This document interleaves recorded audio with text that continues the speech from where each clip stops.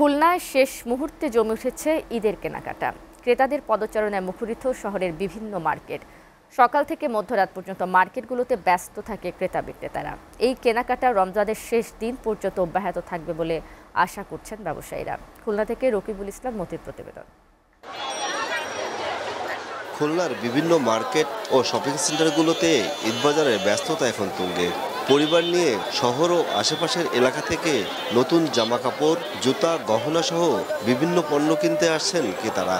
অন্যদিকে ফুটপাতের অস্থায়ী বাজারগুলো নিম্নবিত্ত ক্রেতাদের কাছে জনপ্রিয় হয়ে উঠেছে। একটু ফাঁকা ছিল প্রথম দিকে, কিন্তু লাস্টে এসে মোটামুটি 15 রোজার পরের থেকে ভালো একটা চাপ যাচ্ছে। লাস্ট 3 বছরের তুলনায় এই বছর আপনার মনে করেন যে কাস্টমারের চাপও বেশি। এবছর দেশি ব্র্যান্ডের পাশাপাশি পাকিস্তানি পোশাকের চাহিদা বেড়েছে।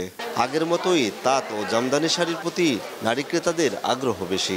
এবার ঈদে আমাদের পাকিস্তানি 3 পিসটা পোশাকটা কেনার বেশি থাকবে। 3 পিসের ভিতরে অর্গেঞ্জা, তারপরে গোল্ডেন 3 পিস যেটা বাংলাদেশি কালেকশন জমজম, এগুলাই দেখছি।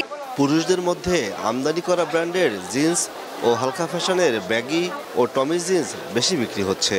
প্যান্টের ভিতর জিন্স আছে, গ্যাবার্ডিং আছে, চাইনিজ, ইন্ডিয়ান প্যান্ট যেগুলো আছে, জিন্সের প্যান্ট, এগুলাই আমাদের পছন্দের। প্যান্ট শার্ট পাঞ্জাবি এইগুলো বেশিটা পরিমাণ মার্কেটে নতুন কালেকশন দেখতে পাচ্ছি, তো কাজে এইগুলো আমি নেওয়ার চিন্তা ভাবনা আছে।